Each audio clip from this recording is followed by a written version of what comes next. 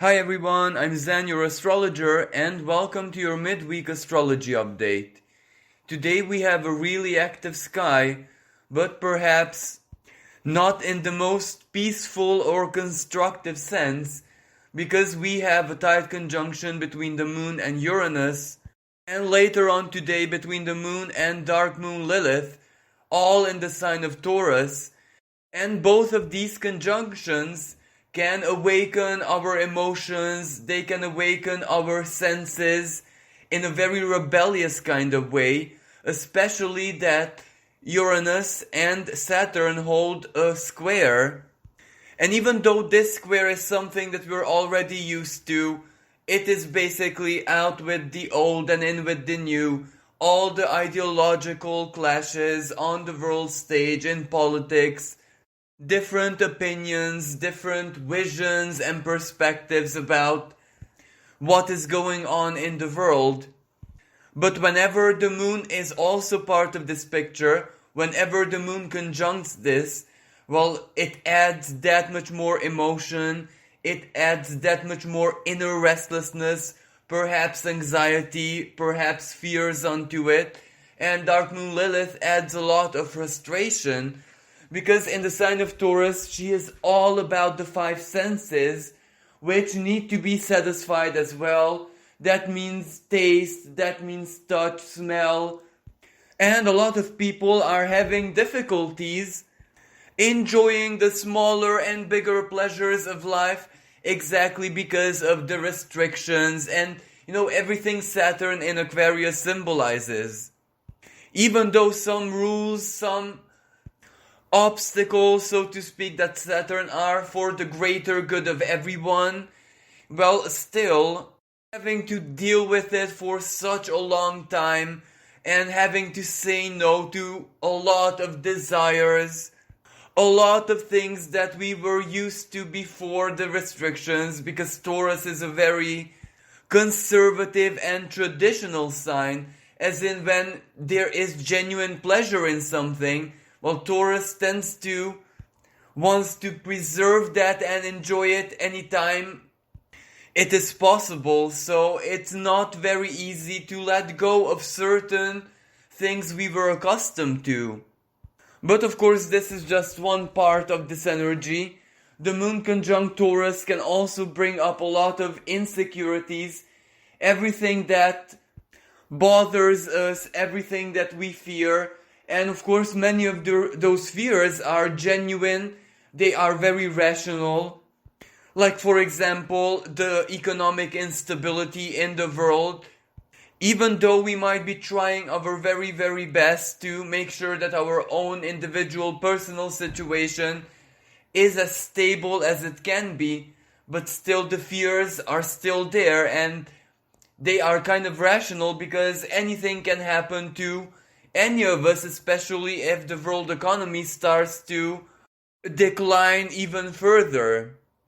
But of course, there is also a good side of this energy, because it is exactly those fears, those very strong emotions, perhaps worries, that surface at this time. Well, they are there to remind us that these are the things we have to work with and work on, of course.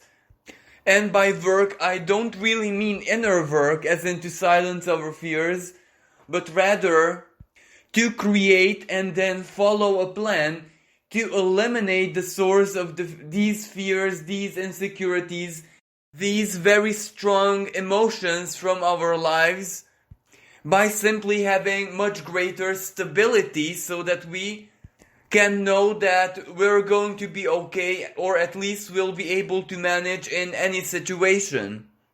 And even though the sign of Taurus is about finances, is about money, it is about material values, and of course self-worth, well, it can be absolutely any type of fear. It doesn't have to be necessarily a material one. It all depends on where Taurus falls in your own personal chart. But what all these fears, emotions, and insecurities have in common is that they are caused by the lack of stability, lack of groundedness, where we want to have greater influence, greater power over in our lives. So for some people that is naturally material things. For other people, relationship or perhaps their social position. For other people, their careers and their path forward in their careers. So not necessarily the present moment, more like about their longer term futures, the options that they have, how and in which way can they evolve, let's say professionally, career-wise, in the direction in which they desire. So if you might be feeling a little bit overwhelmed emotionally today, or extremely rebellious or unstable, just know that even though it's really hard to control this, it's really hard to cope with it, but still whatever surfaces today, maybe emotionally or as in a fear or something that might worry you or preoccupy you, despite your very best efforts not to tune into it, not to give attention or not to focus on it. Well, the reason it appears right now is because this is what you're going to be working on to improve, fix, or stabilize in the longer term future. So whatever you might be sensing or fearing today, well, that is exactly what you're gonna achieve progress with.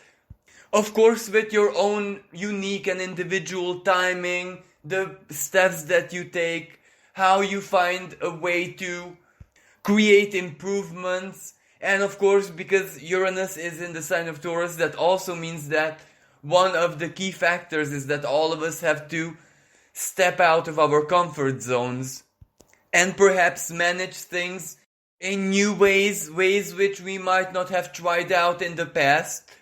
But all of this kind of involves a leap of faith and courage. And this is exactly what the square between Uranus and Saturn talks about. This conversation is going to be ongoing all of 2021. So it is a big work in progress. We have to stay focused on what we desire to accomplish, on what we desire to stabilize and improve in our lives. And of course, chances are that there are gonna be many uncomfortable moments, elements, or actions needed for all of this, because Uranus is not very comfortable in the sign of Taurus. It has to break habits, it has to push us over the limits, especially those limits which we think that are our maximum capacity, not necessarily what is real. And that is exactly what Uranus tries to show us, tries to inspire us to do, sometimes in the most chaotic ways, that it just pushes us over the edge, and we just have to deal with it regardless if we're in a free fall or if we are in deep water. We just have to muster the strength to overcome whatever tries to limit us and ultimately our well-being, Taurus. Now, another energy is Mercury in the sign of Pisces. And because Mercury is not able to bring out its very best and highest qualities in this part of the sky, this can also create vibes and events specific to a Mercury retrograde. For example, things just slowing down, us not being very sure about our plans, our strategies, however we may have foresaw certain things in our lives. We may think about the past, what used to be. We may recall nostalgic moments or melancholic moments from our past. And even though this does give us a lot of intuitive power, a lot of emotional intelligence, it is still in that part of the sky where the unconscious lies. So this might not be that much help for very down-to-earth matters, very down-to-earth things. But on the other hand, it is actually a good energy to solve certain things, issues, problems, communication, for example, or even like medical things, health problems. sometimes even legal issues which stem from the more distant past. But this is also exactly why the energy of Mercury in Pisces and the moon conjunct Uranus are not very good bedfellows, because Uranus with the moon just wants to quantum leap in the future, be there already and do everything that is needed to do, while Mercury in the sign of Pisces is not really in the present moment. It is not very grounded, and it's unable to bring as much rationality, as much logic to certain things that we need exactly this energy with. The rational part, the down-to-earth part, the tactical part, well, that is kind of missing. And of course, we have another Pisces energy at play here, where both the Sun and Venus are already in the third decan of Pisces. And that means that a lot of karmic activity is going on in our lives, in our world. So karma is based on past actions. So that means that even spiritually we're still dealing with the past. For example, closures, completions, having to process something internally, emotionally, psychologically maybe. It's also a lot of unconscious energy, so it's not really the rational part of our beings which rules our sense of direction right now. So it is really, really hard when a part of you wants to immerse into the future, another part is still in the past, and yet another part is totally lost somewhere in the ether. And since today and the next couple of days we might not really be able to understand ourselves and be patient with ourselves as much as we would like, well, it still leaves the option for us to just trust our path, trust our choices, trust that we are able to cope with whatever life throws at us. And naturally, this karmic energy of the Sun and Venus in the third decan of Pisces, it's stirring up the past and guiding us towards completions, towards fulfilling certain moral or emotional duties that we may have towards other people, karmic contracts. Because very soon, on the 20th of March, the Sun will leave this part of the sky, and that will mark the beginning of a new cycle, at least from the perspective of Western tropical astrology, because each and every time the Sun enters into the sign of Aries, well, that is the beginning, that is where the focus and attention and the overall energy shifts from karma and the past and the unconscious, from the sign of Pisces, and it goes towards the self, but especially everything that is new, everything that has to be born, everything that has to be initiated, created, etc. And it also energizes the Aries part of our being, so our primordial selves, where our willpower, where our energy and focus lies, so that we can invest it, we can express it, we can work with it. And ultimately, Aries is the sign of the warrior. So we will simply fight for whatever we desire to accomplish in our lives, or fight for ourselves. Fight for our integrity, for example, for our rights, for freedom. And this will be a major theme, especially towards the end of March, because we have a full moon in the sign of Libra, and Libra is all about justice, legislation, freedom, equality, etc. So this will be a main subject, a core theme in the world around that time. But this all begins with the Sun entering the sign of Aries. So the reason why we are so emotionally active in this period, and why the past has such a strong grip still, and why karma is not giving us everything that we need to move forward, is because this is the last chance for closures and terminations, for us to deal with whatever lies in our unconscious, for us to deal with whatever is left behind from the past, because just in a couple of days, it is going to be time for everything that is new, and it is going to be time for everything that is within our wills, not necessarily the unconscious, not necessarily the world of the soul, not necessarily the world of deeper emotion, but rather instinct, survivability, all of our primordial energies. And what is much more important, each year, especially in Western astrology, the sun entering Aries marks a new cycle. It is the spring, the birth of something new, or a rebirth.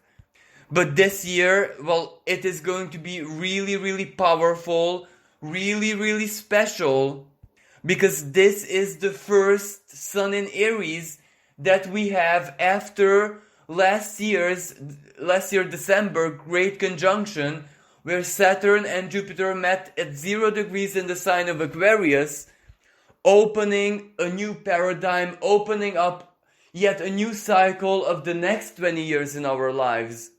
So this sun entering Aries this year on the 20th of March is going to be the very, very first new cycle of this 20 years. So it's going to be the most important one, the most symbolic one, perhaps the most empowering one, because this is where we set new goals, new intentions. This is where we plant seeds of desire into the universe. But of course, this is where it's not really a spiritual activity, so to speak, but rather this is when we just ambition ourselves to work towards whatever we want to accomplish in the future. And Aries energy, well, if we fight for it, if we work for it, if we believe in it, reality, the universe, karma, fate, everything just has to support us. And also on the 20th of March, we have the spring equinox. That adds a lot of spiritual force onto this energy, because equinoxes and solstices are periods when the veil between the worlds are that much thinner, when the ethereal is at its most fertile, symbolically speaking, of course, and the ancients all over the world in so very many different cultures kind of knew this, sensed this. So that's why solstices and equinoxes are so important all over the world, each culture with their specific interpretation or take on it. Now, from a totally different perspective, the big picture of all of this period that we're going through, well, just look at it this way. Both collectively and individually right now, we're almost like trapped in a very narrow birth canal. We might have inside of us everything that we need. We might have the big picture. We might have the plan. We might know what we desire, what we're meant to do. But before we can take action, as in Aries, we kind of have to reach the light at the end of the tunnel, be there, have something practical, down to earth to work with. And perhaps most importantly, we need to be free, especially from our own shackles, from the negative influence of our minds, of our unconscious. So symbolically speaking, we have to be born, and that is exactly the symbolism of Aries. That's why it's so very linked to new beginnings, to starts, to perhaps embracing a new life, embracing a new way of doing things, living life, a new sense of identity, a new personality perhaps, but not to be understood literally, because it's not like we can just snap our fingers and have a totally new personality. It is basically just feeling so much differently, going through life in a different manner with different inner forces that guide us. And also, as the sun enters into Aries, it will speed everything up very significantly. Because if we look at the ruling planet of Aries, Mars, well, it is in a very quick, almost quantum part of the sky, Gemini. And the energy of Gemini likes to do things very quickly, very efficiently. If it has the plan, or at least if it has the big picture, well, it will definitely find a way to get there and live it, experience it, accomplish it. And also what's very special about Gemini, if you cannot do it alone, well, there is always someone out there who can help you, the twins, as an alliance. Mars is also very close to the North Node in the sign of Gemini. And as we progress towards the end of the month, the conjunction will perfect itself. And that conjunction is going to be extremely energetic. It will just pump a lot of willpower into us to fight for our goals. The North Node in Gemini. Whatever we think and see that it's best for us personally, wherever we have to get in life, and of course wherever we want to get in life. Gemini is dual, so what we want and what is best for us, or where we're guided to, perhaps karmically, well, that has to unite, the two elements have to handshake, so to speak, and be in alliance, because if what we want, what we desire, and where our path is taking us, like it or not, because that is karma, if those two are not aligned, if those two are contradictory, then we'll have a lot of problems. Because Mars is an extremely assertive energy, especially when it touches the nodes. Because if it's conjunct the North Node, that means that it's opposing the South Node, the past, perhaps past mistakes, uninspired past actions that left a mark on us, and which might have distorted our worldview, our life philosophy, Sagittarius.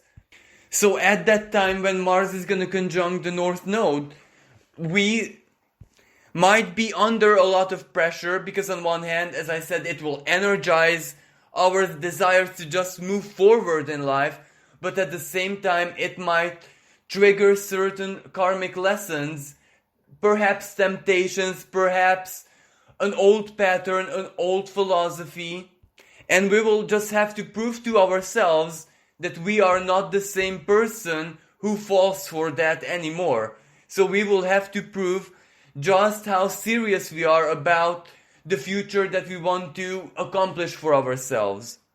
And on the world stage, well, every time Mars conjuncts the North Node, that means assertive action coming from somewhere.